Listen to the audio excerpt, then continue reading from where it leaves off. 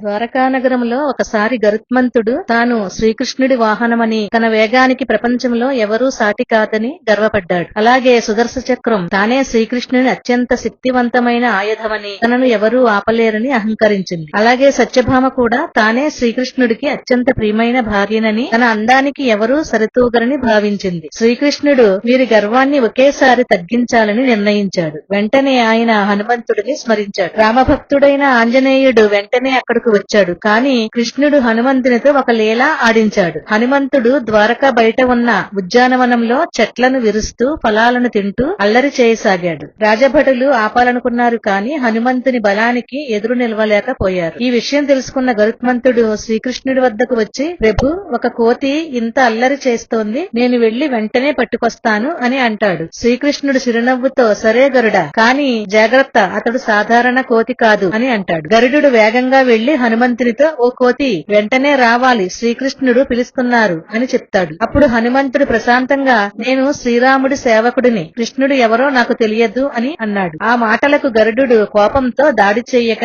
హనుమంతుడు తన తోకతో గరుడుని బిగించి సముద్రంలోకి విసిరేశాడు. గరుడుడి గర్వం క్షణాల్లో కరిగిపోయింది. ఇదిలా ఉండగా శ్రీకృష్ణుడు సత్యభామని పిలిచి, నేడు నీవు సీతాదేవిలా అలంకరించుకో అంటాడు. సత్యభామ ఎంతో గర్వంగా అందంగా అలంకరించుకుంది. తర్వాత కృష్ణుడు తానే శ్రీరాముడి రూపంలో సింహాసనంపై కూర్చున్నాడు. ఇంతలో హనుమంతుడు లోపలికి రావడానికి ప్రయత్నించగా ద్వారం వద్ద సుదర్శన చక్రం అడ్డుపడి, ప్రభువు ఆజ్ఞ లేకుండా లోపలికి రావద్దు అంది. హనుమంతుడు చిరునవ్వుతో సుదర్శన చక్రాన్ని చేతిలో పట్టుకుని చిన్న బంతిలా పక్కకు విసిరి లోపలికి వెళ్లిపోయాడు. తనను ఎవరూ ఆపలేరన్న సుదర్శన చక్రం గర్వం కూడా అక్కడే భంగమైంది. లోపలికి వెళ్లిన హనుమంతుడు శ్రీరాముని చూసి ఆనంద భాష్పాలతో నమస్కరించాడు. కాని పక్కన ఉన్న సత్యభామని చూసి ఆశ్చర్యపడి, ప్రభు, సీతమ్మ తల్లి ఎక్కడా, ఈమె ఎవరు అని అడిగాడు. ఆ మాటలు విన్న సత్యభామ గర్వం పూర్తిగా నశించింది. తన అందం, అహంకారం అన్ని వ్యర్థమని గ్రహించింది. అలా శ్రీకృష్ణుడు హనుమంతుని ద్వారా ఆ ముగ్గురి గర్వాన్ని అణగదొక్కాడు. ఆ రోజు నుంచి గరుడు, సుదర్శన చక్రం, సత్యభామ